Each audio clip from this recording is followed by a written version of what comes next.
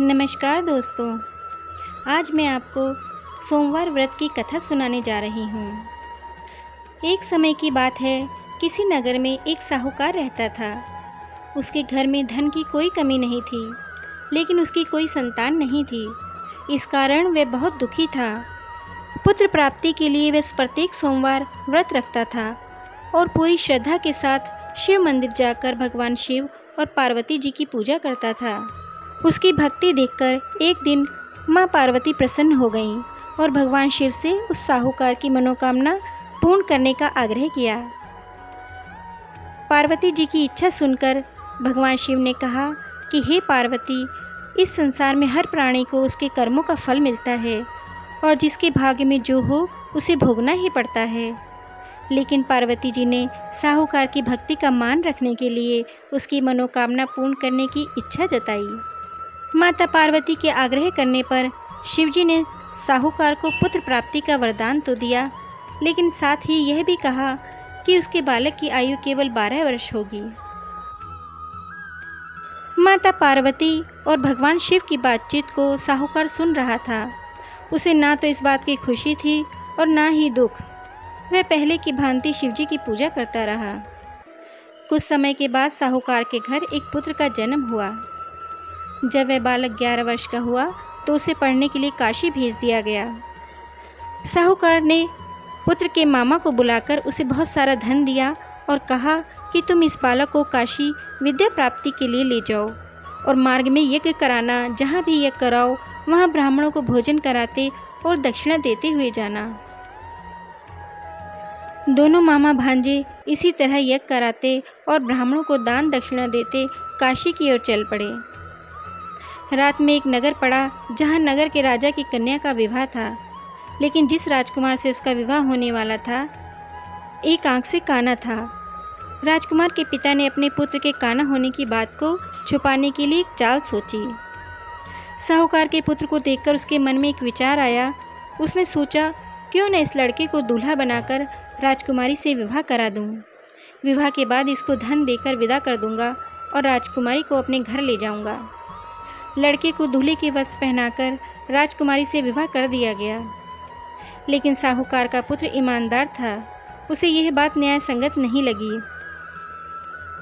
उसने अवसर पाकर राजकुमारी की चुन्नी के पल्ले पर लिखा कि तुम्हारा विवाह तो मेरे साथ हुआ है, लेकिन जिस राजकुमार के संग तुम्हें भेजा जाएगा वे एक आंख से काना है। मैं तो काशी पढ़ने जा रहा हूँ। जब राजकुमारी ने चुन्नी पर लिखी बातें पढ़ी तो उसने अपने माता पिता को यह बात बताई। राजा ने अपनी पुत्री को विदा नहीं किया, जिससे बारात वापस चली गई। दूसरी ओर साहूकार का लड़का और उसका मामा काशी पहुँचे और वहाँ जाकर उन्होंने यज्ञ किया। जिस दिन लड़के की आयु 12 साल की हुई उसी दिन यज्ञ रखा गया। लड़के ने अपने मामा से कहा, मेरी तबीयत कुछ ठीक नहीं है। मामा ने कहा कि तुम अंदर जाकर सो जाओ। शिवजी के वरदानुसार कुछ ही देर में उस बालक के प्राण निकल गए। मृत भांजे को देख उसके मामा ने विलाप शुरू किया। संयोगवश उसी समय शिवजी और माता पार्वती उधर से जा रहे थे। पार्वती ने भगवान से कहा, स्वामी, मुझे इसके रोने के स्वर सहन नहीं हो रहे। आप इस व्यक्ति के कष्ट को अवश्य दूर करें। जब शिवजी मृत बालक के समीप गए तो वह बोले कि यह उसी साहूकार का पुत्र है जिसे मैंने 12 वर्ष की आयु का वरदान दिया। अब इसकी आयु पूरी हो चुकी है।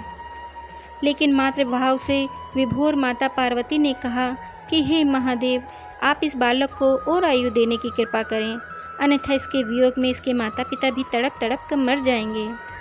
माता पार्वती के आग्रह पर भगवान शिव ने उस लड़के को जीवित होने का वरदान दिया। शिव जी की कृपा से वह लड़का जीवित हो गया।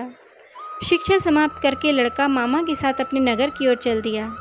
दोनों चलते हुए उसी नगर में पहुँचे जहाँ उसका विवाह हुआ था। उस नगर में भी उन्होंने यज्ञ का आयोजन किया। उस लड़के के ससुर ने उसे पहचान लिया और महल में ले जाकर उसकी खातिरदारी की और अपनी पुत्री को विदा किया। इधर साहूकार और उसकी पत्नी भूखे प्यासे रहकर बेटे की प्रतीक्षा कर रहे थे। उन्होंने प्रण कर रखा था कि यदि उन्हें अपने बेटे की मृत्यु का समाचार मिला तो वह भी प्राण त्याग देंगे, परंतु अपने बेटे के जीवित होने का समाचार पाकर वे बेहद प्रसन्न हुए। उसी रात भगवान शिव ने व्यापारी के स्वप्न में आकर कहा, हे श्रेष्ठ, मैंने तेरे सोमवार के व्रत करने और व्रत कथा सुनने से प्रसन्न होकर तेरे पुत्र को लंबी आयु प्रदान की है। इसी प्रकार जो कोई सोमवार व्रत करता है, ये कथा सुनता और पढ़ता है, उसके सभी दुख दूर होते हैं, समस्त मनोकामनाएं पूर्ण होती हैं।